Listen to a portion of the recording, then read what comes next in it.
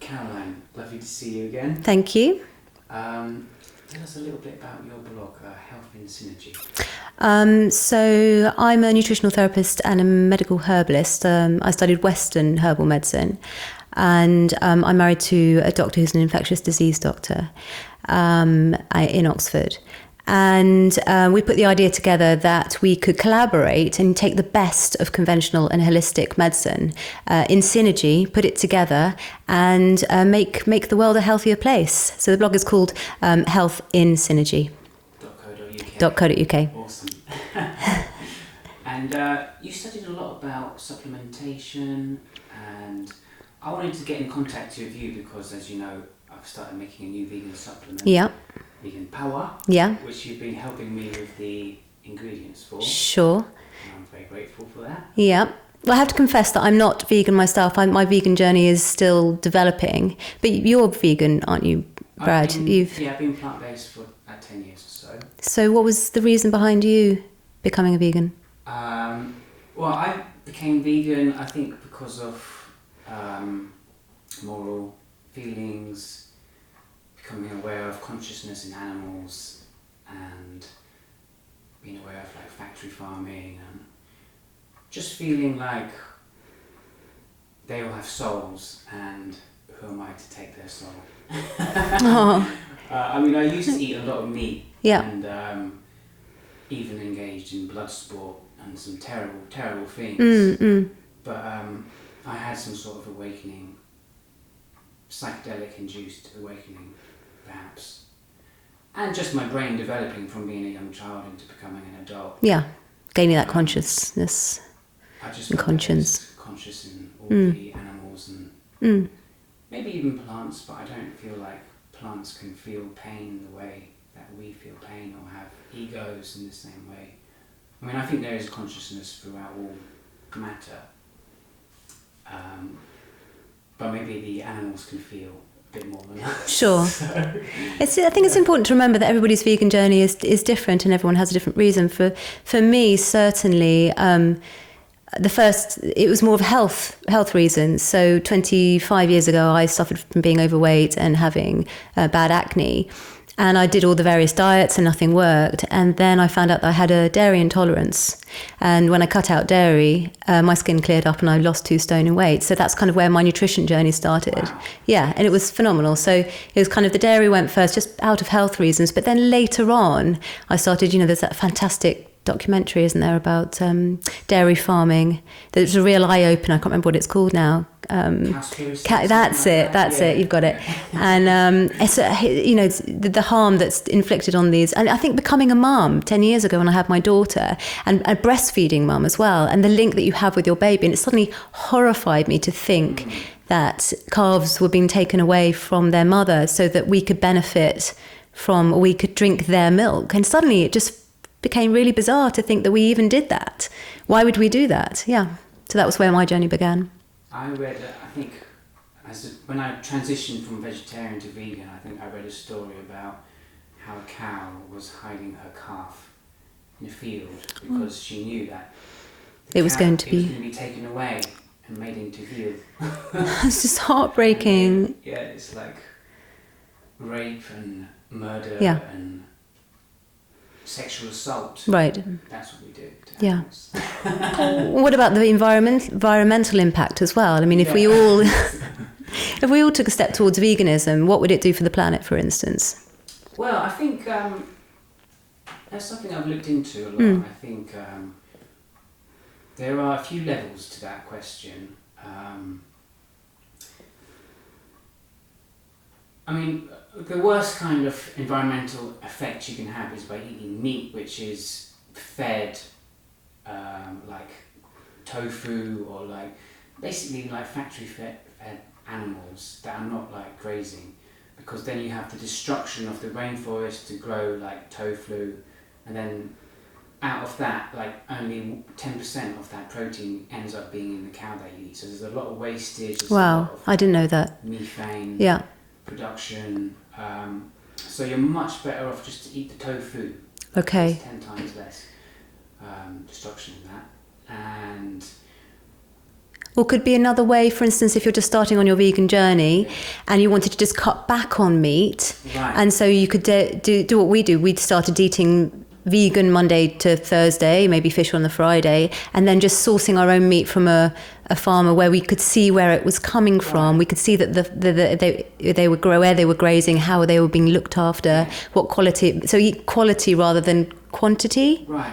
Is that a good place to sort of to start? I think people shouldn't be put off by a vegan diet because like they think it's so extreme. It's a big jump. I think great. Start with 1 day vegetarian, move on to a few days, adjust to it. Yeah. Like get your micronutrients, get everything on point.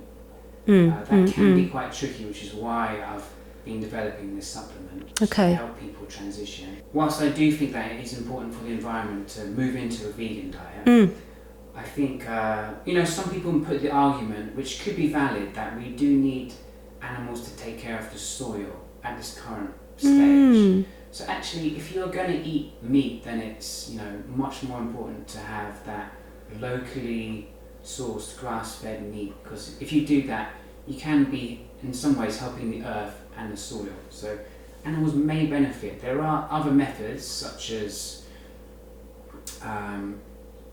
people have been looking into different types of compost from like grapevines. They're looking at like this vertical farming methods for feeding lots of people in like a single building, which is like hydroponics and stuff. Oh wow. But as you know and are aware, like there's a lot of soil depletion. Yes. Yeah. That's why you're often recommending supplementation for even non-vegans. Yeah, because the minerals are gone from the soil because of the farming methods. And you're saying that sometimes animals can help with that. Yeah, I think there is an argument that if you are importing avocados from South America, you're destroying the environment with your carbon dioxide. Maybe there's gang-related violence as well. And if they're not organic, that's another thing I want to talk about, is organic or not organic. There's pesticides killing insects, wiping out ecosystems. Wow. So if you just have like, next door you've got a nice farm where they're treating the animals well, and they do kill a lamb, and you eat that lamb, that for the environment, that could be not necessarily better than shipping posh vegetables from another continent. Be aware of the environment as well in the vegan diet. So try and buy locally produced organic vegetables. Grow your own, ideal solution. But ground is becoming very expensive in England, as you know. So. I think that's key because there's so many different, veggie box schemes out there now, aren't there? And you can just, local ones, if you can go for those ones, they're the best. Yeah. And we've got one around here in Oxford that delivers on a bicycle. Fantastic, yeah. Who do you use? They're called Veg in Clover. Okay. Yeah. I've used Riverford. I've tried them all actually. Yeah. But settled with. Yeah. Yeah, they are really good. Their produce is beautiful, and they do their eggs and their other stuff as well. But their veggie boxes are amazing. Yeah. So, as you've been transitioning towards a more vegan, plant-based diet, how do you make sure that you are providing nutrients to your family, because you're feeding 2 children and husband? Absolutely. I think, you've got to look at the alternative food pyramid, if you know what I mean. You get these government pyramids where you need to eat grains and fruit and veg, and this is your proportions of meat. But with a vegan diet, I think there's about probably 4 different food groups that you need to concentrate on. So the first one is to eat a rainbow of fruit and vegetables. I mean, that should be the main basis of your diet. I mean, when we've been eating a vegan diet, I can sometimes count up to 10 different fruit and vegetables that we've eaten in the day. And that's fantastic because then you're getting a wide variety of, vitamins, minerals, and all the other phytonutrients like antioxidants that are so important. We don't know enough about them yet, but they can be fantastic for reducing sort of degenerative diseases. So that would be the first one, to try and get the variety of the fruit and veg. And then whole grains. And we're also gluten-free, so that adds a complexity to it all. So we eat a lot of brown rice, which obviously brown rice is very nutritious, got lots of lovely B vitamins in it. We eat quinoa, which is fantastic for the 9 essential amino acids. We can talk about that later, the building blocks of protein. We might eat pearl barley. We might eat kamut, but as I said, we're gluten-free, so we minimize on those. Legumes and pulses, and then obviously good fats at the top. We need to be eating lots of nuts and seeds, olive oil, coconut, and we do include avocado sometimes as well because they're delicious. Yeah. So I think if you use those 4 basic things, the fruit and veg, the pulses and legumes, the complex carbohydrates, and then the good fats, that if you can stick to those as the basics, then you're probably covering pretty much everything, in a healthy diet. I think it's a good start. When I first went vegan or vegetarian, I didn't know what the hell I was doing. I just ate like baked beans and old brand hummus and pitta, I was not happy with it. No. Then I moved into like drinking energy drinks. And that was You tried out the extremes. Yeah, they weren't healthy options. No. Now we're very similar to you, I think. My wife's gluten-free as well. Okay. So so I can tell you some of ours. What's your sort of staple meal? We've got about 2 or 3 that all the family, because I've got a 9-year-old who's brilliant at eating everything. I've got a 4-year-old who's rubbish at eating everything. So I have to somehow compromise in the middle. But I've got several meals that they will all eat. So one of them would be, I do a vegan lasagna. Nice. So you do a kind of a ragu made with red lentils and blend. I use a blender because otherwise they'll say, oh, it's got bits of onion in it, or it's got bits of garlic in it. So I just put everything in the blender, make it smooth, put in the, some basil and red lentils, cook up like a nice ragu. And then I do the bechamel sauce, the roux with blended cauliflower. Have you had that before? I don't think so. It's really awesome. I have fooled some cheese-loving people with my blended cauliflower cheese sauce. Ooh. Mock cheese sauce. We'll have to try that. Yeah, it's really good. So basically you just cook up the cauliflower, steam it or boil it, and then you can put nutritional yeast in it, which is good sources of vitamins and minerals as well. And that gives it its tang, if you know what I mean. I mean, you could put vegan cheese in if you wanted to, and just blend it all up, and then just layer up with some gluten-free your lasagna sheets. Recipes on your website? Oh yes, that one is on my blog. Yeah. If you go to the recipes section, so that's like a firm favourite. And my 4-year-old will demolish that and ask for more. That's like, so I'll make that probably once a week, just because I call it my 7 veg vegan lasagna because I put 7 veg in it, and he'll eat it all. So I'm like, woohoo! We have my wife cooks a range of things. A lot of Asian influences. We spent like a lot of time out there. And I think she's going to make some videos. One of the quick things that she likes to do is a spinach soup. We just get like these nice organic spinach from the river and some coconut oil, coconut milk. I'm not sure. I mean, I just get the food given to me. You just eat it. I can tell you it's fantastic. You look very healthy. But she's an amazing cook. So she likes all the Thai influenced foods and spicy foods. Not so much spicy, but we use like tamari and soy sauce. Ginger. Yeah. Yum. Mexican food, I think, is good for vegan. So black beans, and I've got a friend from El Salvador, and she showed me how to make tacos. So I get the corn flour, the mesa flour, and I've got a corn press from Mexico via eBay, and we roll the dough, and cool. So it's like 100% corn, and then just black beans, and like make a chipotle salsa and guacamole. Done. Bit of a coleslaw maybe for a bit of crunch, coriander, lime. Oof. We'll all eat that as well. So yeah, that's a favourite, definitely. As well. Yes. Good. It is. Fantastic. There might be a beef version on the site as well, but yeah, there's a vegan version too. Cool. Yeah. So let's go on to this supplement that you've been making. I just want to know what brought you to decide to make the supplement in the first place. Well, I can say that I've had, in my experience, I've had like a few friends that were very hardcore vegans. And they were really, involved in the vegan community, and then they just sort of broke down. And they quit because they were exhausted, and a lot of people that I've found have been like, you know, they decide that it has to be all natural. Mm-hmm. I think unfortunately. So they weren't taking a supplement. They were doing everything from That can be very difficult, and I think it's can be like, even though I've had friends that have been doctors that have tried the vegan diet, but have not been able to get the right micronutrients to feel energized, and they've quit in a year, even though they've studied medicine. They can't really figure it out. And that's a shame, isn't it? If you get put off by that experience. Yeah. And I think a lot of people think you can't really have full energy on a vegan diet. And I kind of thought, I kind of had a fairly low energy as well.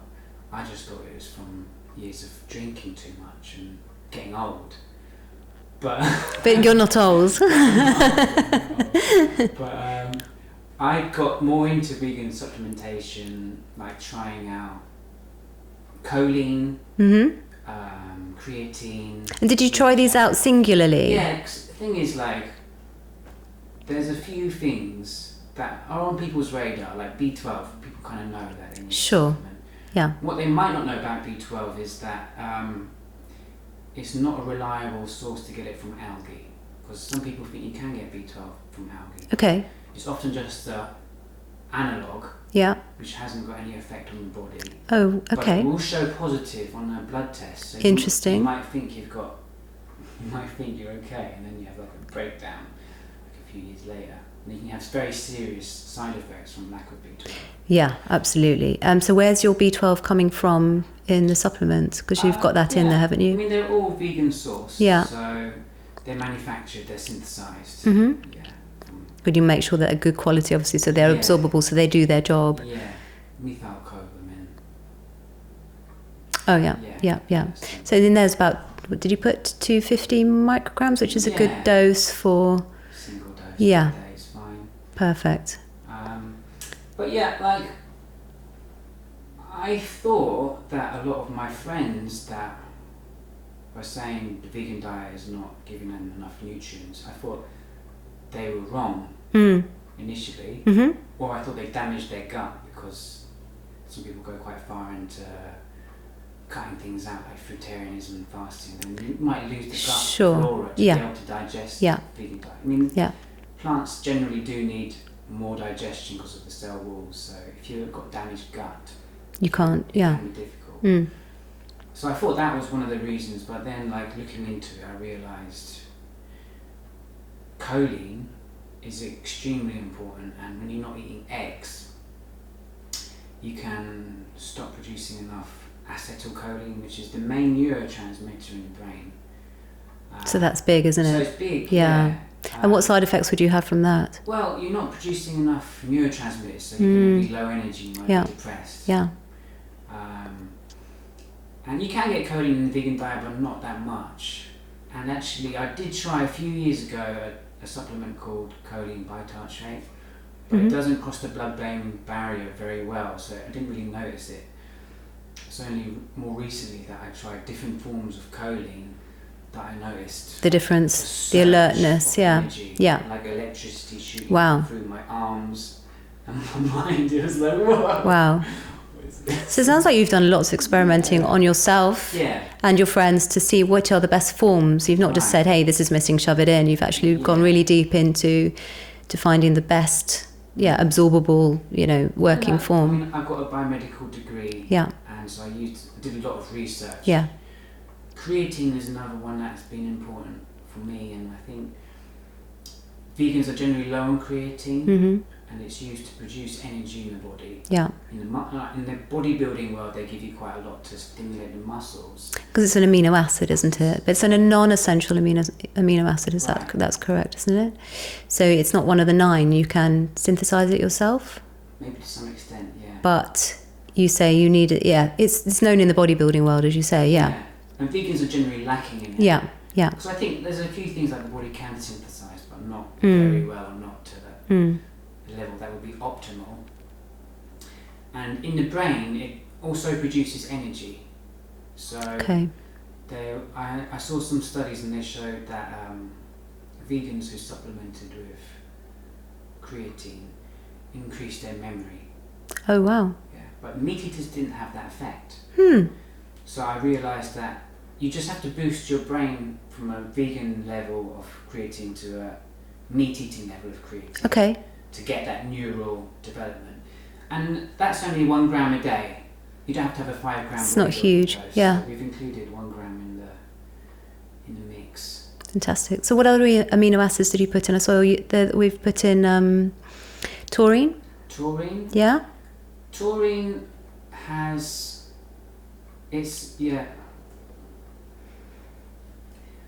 Taurine is, I think, a lot of the research on taurine is showing it has some benefit, but not like a massive benefit. I think it has some antioxidant effects. Mm-hmm.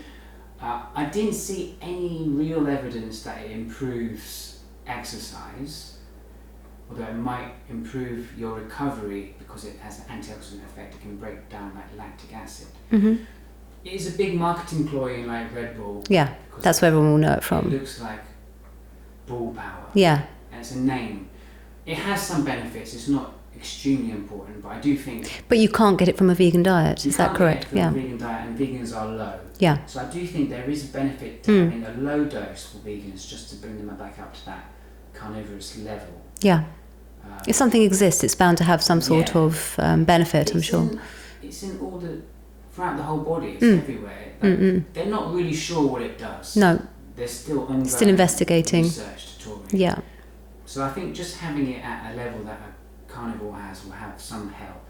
Yeah. Carnosine, however, has much more evidence to suggest that it is very effective and increases your exercise performance. Powerful antioxidant, very healthy for the brain to have to get rid of like heavy metals and stuff. So this supplement's actually good for somebody who wants to also work out and look after their physical health. Yeah. Well, what the idea of this supplement is, well, basically, it is a baseline level. If you want to take more creatine than the 1 gram to get some extra bodybuilding effects, you can do so safely. Yeah. Or you might not. You might choose not to, because like you take larger doses of creatine, there may be some issues with the kidney over a long time. But just taking 1 gram is going to be safe. Yeah. That's what people normally eat. So you have the option to take it more. We're giving you doses which will have mainly neural benefits. Like most of the products, like most of the benefits are aimed at the brain, increasing energy production in the brain, increasing your memory, making you feel better, like stopping depression, reducing which is so important. anxiety, Yeah. and building the brain. DHA is a big one. Yes. So DHA is obviously fish oils, but you can't include those. So it's coming from algae. It's coming from algae. Okay. And the benefits for that is that if you eat a fish oil, not only are you destroying the oceans and killing fish, suffocating fish, there's also mercury in there. Yeah. And they can be quite contaminated. Toxic, yeah. So the way they get it from the algae, they cut out all the toxins, they cut out all the killing, and you get a pure product. Yeah, and that is so good for your brain health as well, and preventing things like dementia and Alzheimer's, and also good for things like heart disease, for the whole body, really. I think DHA, 90% of the omega-3s in the brain is DHA. Yeah. Like, it's a huge component of the brain. Yeah. It makes up the neural cell membranes.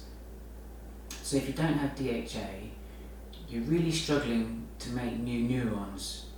And you can like take it from the old ones, I guess, and your body can make it, but only in very small amounts. And some people have like different abilities to make it. Like you have your essential omega-3s, ALA, and then maybe only 1% or less gets converted to DHA. So, fish oil is great for people, but if you don't eat fish... I mean, how much algae would you need to eat if you wanted to get that amount of DHA? That would be quite tricky, right? Yeah. Algae can be dangerous because of iodine levels. Yeah. So it's much easier to get it in a supplement. So yeah, it helps you build the brain, which is what you want, because new brain cells also make you happier. Absolutely. Yeah. So I consulted you as a friend, and I knew you were quite a famous nutritionist. You've been on the radio, and you had a great blog about developing the mineral aspect for the vegan diet and looking at different types of minerals, what they're needed for, what we're lacking from poor soil, and some of the big things that came up for the vegan diet is calcium, zinc and selenium, and I wanted to hear your thoughts about those minerals and how to supplement. Who needs to supplement? Yeah, so calcium is a big one. Everyone worries about being on a vegan diet, you're not having any dairy, or goodness, what's happening to your bones. But the truth is, cows don't make calcium. They eat grass, and the calcium comes from the grass. So we could just eat grass, essentially, and get calcium. But I wouldn't necessarily recommend that. So the best way to get calcium in your diet, really, is to eat green, leafy vegetables, cruciferous vegetables, things like broccoli, cauliflower, Brussels sprouts, kale, or just to make sure that you're taking an adequate supplement. Probably best to do a bit of both, because at times in your life you are going to need more calcium than other times. Say maybe you're breastfeeding or pregnant, or just as you're getting older, you're going to need more calcium. But what people forget is also that we need magnesium. We need magnesium to absorb the calcium. The fantastic thing about a vegan diet, which you wouldn't necessarily realize if you're eating dairy, is that when you're eating green leafy vegetables, they also contain magnesium. So plant-based vegetables are set up for vegans to absorb the right amount of minerals. If you're thinking, hey, I'm getting all my calcium from my milk, I don't need to worry about my bones, but you're not eating green leafy veg and having no magnesium, your bones won't get the calcium they need. Right. Which is, I always think, an interesting thing. So you must always remember to not just take a calcium supplement, but eat your green leafy vegetables so that you're getting your magnesium as well, to utilize that calcium. Thank you. Yeah, magnesium is one of the things that really fit in the pills, because the doses are quite large, and we've already got quite a few pills to take a single dose. Yeah. So but if you're eating a healthy vegan diet, you should be getting enough magnesium. that's very good to know. Yeah. But make sure you do. And with the other two, the zinc and selenium, there's quite a lot of research out there about their role in the immune system, and the importance of helping the immune system function, which at the moment it's all over the news, isn't it? We need to keep our immune system working well. And that you need more of these minerals as you get older. And the sad thing is, our soils are becoming depleted. And you only need tiny amounts of these minerals, but because the soils are being overused, overworked, we are all becoming very deficient in these minerals. So I think they're very, very important to be included in the diet. Again, they can come from nuts and seeds. If you're eating pumpkin seeds, sunflower seeds, Brazil nuts, you'll be getting your zinc and your selenium. Yes. So I think we went with like a dose of selenium, which would be quite sufficient, but it's not too much. Like if you eat your Brazil nuts, you're gonna Exactly. Yeah. Yeah, because again, on a vegan diet, you should be focusing on nuts and seeds, raw nuts and seeds preferably as well. And we did include some calcium into the mix, and I think the research that I was reading was showing that vegans can tend to be more prone to bone fractures. So, but vegans that had extra calcium in their diet were not. Fantastic. So, probably because they're also eating a good rainbow of colours as well, so they're getting all their other minerals. And what you also need for your bones is vitamin D. Right. You can't, again, synthesize the calcium without the vitamin D, but vitamin D you don't really get from food. Vitamin D is not actually a vitamin, it's a hormone, and it comes from sunlight synthesizing the hormone in your skin. And vitamin D, it's all over the news as well at the moment, is an important role in the immune system, wound healing, and yeah, everyone should be supplementing this right now, in my opinion, because we're a bit sun phobic because of the dangers associated with the UV rays, so we're all slapping on the sunscreen. But to get enough vitamin D, you should be sitting out in the sun for about 20 minutes a day. And if your skin is dark, you probably need even longer. So I mean, who has that time to sit out in the sun? Most people are in the office working, or there's no sun. Yeah, exactly. Or it's winter forever. Yeah. I did include one study in my research, which I included onto the website, about this research they did in the Philippines about people with low vitamin D were 10 times more likely to die from COVID than people who had high levels of vitamin D. And I felt kind of, writing it, I felt like, ooh, that's some sort of boundary that we're not supposed to be talking about. Yeah, because I know. There's like a lot of evidence showing how effective vitamin D is. In the flu as well. I think there was one study that showed vitamin D supplementation over the winter reduced flu incidence by 42%. In my opinion, everyone in care homes should be given vitamin D regardless. Anyone working in a hospital that works 12-hour shifts that doesn't see the light of day should be given vitamin D. There's no side effects. No. And you don't need to give a huge amount. You could give 10 micrograms but the government seems very a day. To recommend it. It's on the NHS website, funnily. It is, if you look, vitamin D is recommended for over 65s, for children, over 65s and vulnerable people with darker skin. So it is there, but it's just not widely publicised. But there should be a review. I think there's a review going on now about vitamin D and the research. So hopefully some good will come from this and it will be more well known. This message needs to be spread, for sure. Great. Well, we've put 2,000 international units in wow. So that should... The great thing about vitamin D, because it's a hormone, it can be stored. So you could take massive doses for a week, like going on some holiday, and you could store it for the next few months and use it that way. Instead, something like vitamin C is water soluble and it's in and out your body within 6 hours. So you need to be eating, fruits and veg or take supplements with vitamin C throughout your day. But vitamin D, you can store it. So there's no harm in you putting, a good dose in there, and it sees you through the winter. And what do you know about vitamin A? Because that's something I put in as well. The reason that I put it in is because the vegan diet only gives you beta-carotene, and that's not active. It has to be converted into retinol. Yeah. And some people can't do it very well. No. It really depends on your genetics. Yeah. There have been stories of vegans that have tried vitamin A and suddenly found like a huge burst of energy. Wow. That's another thing. That's a whole other subject. Genetics and genetic typing, I think, is the medicine of the future, because we should all see different things work for different people, and certainly vitamin beta-carotene and its conversion to vitamin A is one of those. But also vitamin A can be toxic at certain levels. That was a scary thing. So it's finding that balance if you're doing a multi, how much you put in, I think, to safeguard bare minimum. Yeah. That's what we have to go for. That's why I've been hesitating about putting iron in the supplement as well.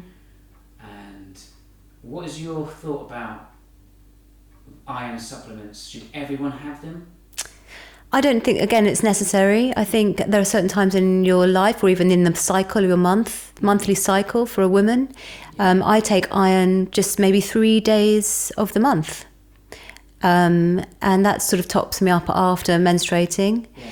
And also when I was pregnant, I was very anemic. So I took a gentle iron supplement, an easily absorbed one, because the ones that are prescribed from the doctors are very difficult to absorb, and they can have quite nasty side effects. Okay. They can cause constipation, which when you're pregnant you don't need, on top of everything else.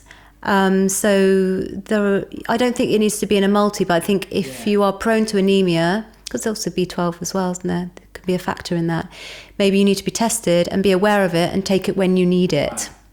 Yeah. I mean, I'm considering putting a very low dose in as well, but I'm not sure about iron, because you can get 100% of your iron from a vegan diet. Yes, you can, Your green leafy veg again. But it's one of those things that it sounds like it would give you strength, because it sounds like that's iron. Yeah. It's one of the things when I didn't know what was missing from my diet. I'd be like, oh, let's try some iron, because that sounds like... And how did you feel? Nothing. No. No difference. No.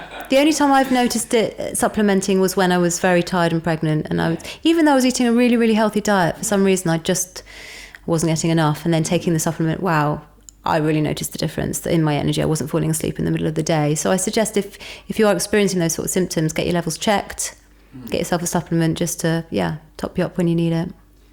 Do you use vitamin K? I have it in a multi, Yeah. but I wouldn't take it. Again, good for your bones. Right. Essential for bones, yeah. It's again one of those ones which can be low in a vegan diet, especially K2. You can get it in like fermented, weird stuff. Like, So you'd have to be quite serious about the vegan diet, wouldn't you? Gross, Yeah. fermented soybeans. Which, let's face it, Tomato, we're not necessarily going to do. No. So that's something I put in there. I think that's important. With like vitamin D as well. Yeah. To get that bone deposits. Yeah, definitely essential. Yeah. Something else I noticed that was in the supplements is iodine. Why did you decide to include that? Well, in the UK we don't supplement our salt with iodine. Mm-hmm. In some countries they do. I don't think it tastes very nice. But it does play an important role in the metabolism with creating thyroid hormone. Yeah. And it is lacking in the vegan diet unless you eat seaweed. Yes. But with seaweed, there are huge variations in iodine concentration. So you can't guarantee. So you can't guarantee, and you can easily overdose. Okay. There's some which will have like maybe 10 to 100 micrograms, and there's some which would have like 3,000 for like the same amount. So you can easily overdose. I think on the whole, it's good to have quite a bit. In Japan, they have quite a lot of iodine in their diet. They eat lots Sea of vegetables, yeah. And they tend to live longer and have like some health benefits from it. We have very little sea vegetables in our diet here, don't we? I mean, unless you eat sushi, you probably wouldn't include it at all. Yeah. So it's just makes it easier, makes it safer for the vegans to supplement. But to make the iodine work, you also need your B vitamins, don't you? Well, you need your B vitamins for your thyroid health. Yes. As well. They're really important. So they're all included. So we did include a full spectrum of B vitamins. Yeah. And one of the main reasons for that was because they are safe, and you can have like many times than RDA and still be safe. So, and it just makes it easy. You don't have to think about it then in your diet. You don't have to think, am I getting this? Am I getting that? Yeah. You just got it. It's safe. It's easy. Yeah, I think it's important. And B vitamins obviously are important for the Krebs cycle, aren't they? For ATP production, for energy production. So without your B vitamins, you would lack energy as well. There's another reason to be taking them. But the problem with the diet these days is everything's so refined that they don't contain the right amount of, or the essential B vitamins that, say, a whole grain would. So like a white rice, for instance, would have the B vitamins essentially, or the nutrition removed. So again, when you're thinking about a vegan diet, it's important to include the unrefined foods, isn't it? Yeah. I would say. Yeah, a whole meal, pasta, whole grain rice. Yeah. So at the moment, are you giving like private health consultations to people? How does that work? Yeah, so I do one-to-one consultations, and any focus really. I mean, my main focus is just basically trying to get people to eat a healthy diet, because it's very confusing for people what is a healthy diet. Right. So often, people might come with some sort of digestive condition, or as you say, a low energy, something really non-specific, and they've been to the doctor and there's nothing really wrong, they can't put their finger on it. Right. And so always in those cases, I think the diet is a good place to start. Yeah. So a consultation would look like maybe an hour, a detailed questionnaire filled out first, and then maybe an hour of chatting and talking through the symptoms, and then a diet plan put together. And I think it's really important to try and give recipes and suggestions where to buy these things so that people aren't overwhelmed by all the information. But one thing I do like to do is to give a supplement as well, because sometimes it can take a while for people to improve their diet to a stage where it's really, really good. As you know, it's a journey, isn't it? It's a learning process. It can take years. And that's another important thing about a supplement, is that it can give that person the head start and the confidence that they are getting everything that they need whilst they work on improving their diet, and also make them feel a lot better. Right. And that will spur them on to make the changes necessary for the foreseeable future, for the future to live a long and healthy life. I guess that's mostly online now because of the... Yeah, it can be online, Yeah. hopefully again face-to-face soon. Another thing I like to do is I think which is really important, is to teach kids the value of nutrition, because Right. sometimes by the time you're sort of, set in your, getting these diseases, it's often very hard to change a habit of a lifetime. But if you introduce healthy eating and food science and make it fun to kids, you can make them enthusiastic about staying healthy, and they can come home to their parents and say, hey, at school we made a smoothie today. Can we make this at home? And they might teach their parents something, and then they just grow up with that in their life, and they teach that to their children. Because a lot of the kids or the parents that I see, they don't cook. So how can they pass good nutrition down to their children if they're not cooking? So sometimes I think it's even better to target the children. So I do little workshops for kids and teach them about herbs. Cool. And even from the age of 4, I bring in some mint and say, do you know what this is? And we'll smell it, we'll taste it. Where do you find that? They'll say, oh, my toothpaste, and or my cleaning product, or whatever, in my shower gel. And then we'll say, how can we include that into food? And how does it help you? What's it good for? So teach them it's good for their digestion, or Amazing. Freshens your breath, and they really love all that stuff. They love all that. So Yeah, great. That's much better than having like a clown come to a party. I suppose so. You're going to be a party entertainer. Yes. Cooking workshops. Melissa, my 9-year-old, had homework last week to create her own smoothie. And she had so much fun. So we got all the ramekins out, because she's at home at the moment. And she went in the cupboards and she put a tablespoon of this, a tablespoon of that, and I've got the works. So, you could put the oats, the chia, spirulina, honey, maple syrup. I had some frozen berries, some spinach, some kale, and nuts. And she whacked it all together, coconut, yogurt, and she made this amazing drink. And she's been now drinking that, making it every day this week. So, and then her brother has it too, and he gets some vegetables and fruit too. So make it fun. And how do you cope with cooking many different meals? Because you've got 4 different mouths to feed with difficulty. Preferences. So my husband is one of those tall, lean, naturally slim, annoying people who can eat whatever they like. But he doesn't. He's very, very health conscious. Being a doctor, he's kind of aware of that. But he needs lots of energy, so I have to make big portions for him. I have to include lots of carbs, and then I'm kind of the opposite. I don't need as much, so I have to try and find a sort of compact version of that meal. And then we've got Melissa, who pretty much eats everything but doesn't like it too spicy, and then Rowan, who's 4, basically won't eat anything. So I have to have a very, very stripped back, simplified version of the meal with no chili. So sometimes I will end up making 3 meals that day. You have to be quite creative and inventive of how you can separate it all out. So, for instance, yesterday we actually had a vegan meal of sweet potatoes with spicy chickpeas, and broccoli and kale, and I made a tahini lemon maple syrup dressing to go over it. And so he'll eat the tahini maple syrup dressing because basically it's delicious. It's basically sugar and peanut butter. Yeah. He'll eat that, and he'll eat steamed broccoli, but he won't eat spicy chickpeas, so I had to leave those plain. But then he'll eat a mashed sweet potatoes. So you get the gist. It can be My mum's been very good at taking care of me when when I used to live at home, because she would do cook one meal with me and one meal without me, and just I have a sauce, and it tend to work. I think it can work. You just take the meat out. There you go. You got a vegan dish. Yeah, exactly. So, she's been good. Wow, she looked after you. Yeah.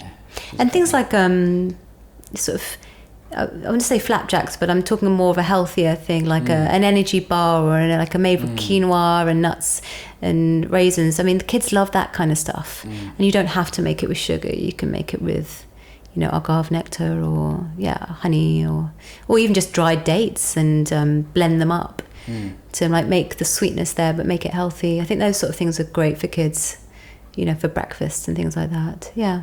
Can you tell us a little bit about your upcoming book? Right, so I'm writing a book which is part of the Health in Synergy series, hopefully, and it's the first in the series. It's a mum and a baby book, and it stemmed from when I had my daughter 10 years ago. She was a terrible, terrible sleeper, and I started writing a blog called My Daughter Won't Sleep. And I had this blog for a few years, and I would blog about different methods to help her sleep and looking at different things like allergies or different complementary therapies, craniosacral therapy, herbal medicine, nutrition, and putting them all together and putting them all in one place. And this blog ended up winning a Brit Mums Brilliance in Blogging Award in 2014. And then my daughter grew up and she slept well and everything was fine. But I decided to turn the information into a book. So it's a mummy baby book, so it's for the first year of a child's life. So it covers all the different aspects of parenting, from birth, giving birth, recovering from birth, feeding your baby, bottle or breastfeeding, sleep obviously, weaning, all the illnesses they might encounter, teething, and also just generally looking after yourself. And the theme of the book, or the philosophy of the book, if you like, is about drawing on the individual strengths of specialist practitioners. So not just running to your doctor, basically, when you've got a problem with your child. Right. Looking out to the resources. Who else is there that could help me? Maybe there's a nutritionist that could help me with my child's allergies. Maybe if you've got postnatal depression, for instance, you could approach a herbalist instead of taking drugs because you're breastfeeding, you don't want to take drugs. Or another route. So it's about bringing the knowledge and the wisdom of the specialists out there together and solving your family problems without having to run to the GP, or maybe even in conjunction with the GP. And the aim of it is to relieve the burden on the NHS in the long term by using the other resources out there. And also, I think if you can skip taking drugs, then well, a lot of parents don't want to, and you don't want to give drugs to a baby. You can't. So what do you do when they've got a cough that's keeping you awake at night? What do you do when they've got chickenpox or eczema? It's all about dealing with these things in a natural way and seeing the right person, to help with that problem. And can I just quickly ask you about craniosacral therapy? Have you experienced this? Or? I love craniosacral. So it's fantastic for anyone that's been through labour and birth, so any mother and any baby, but specifically a mother and child that has been through maybe a long or a very short or a traumatic birth. Because as you know, when you're born, the platelets in the skull are compressed, and sometimes they don't go back into or they need some help to go back into the right shape. And if they don't, they can cause all manner of problems for the baby. That's interesting.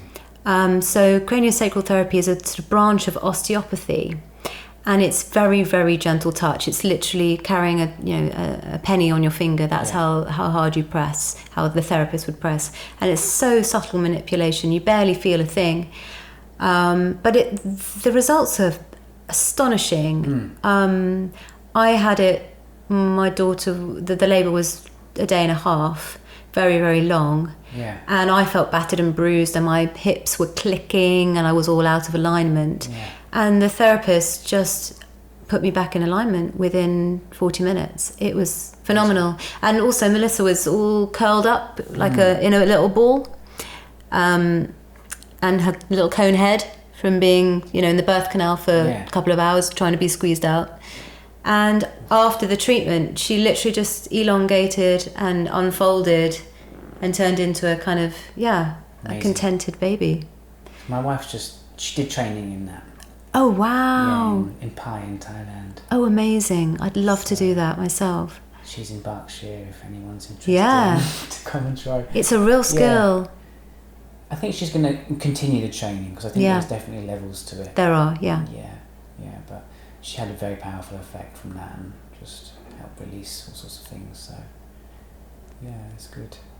Yeah, and it's good for any kind of, because a lot of people have like constant headaches or jaw tightness, grinding, or even eye problems like squints and things like that. And so even as an adult, even if you haven't been in, given birth, it can help readjust and help with things like ongoing migraines and anything related to the craniosacral joints, I guess.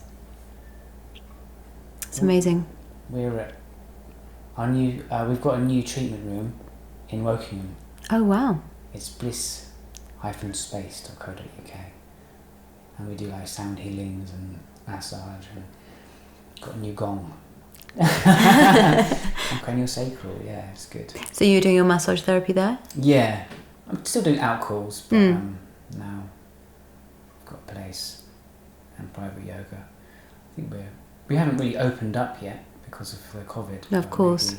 Gosh, so you got the yoga and massage, craniosacral, meditation, the whole works. Exactly, yeah. That's cool. That's really cool. Oh, yeah.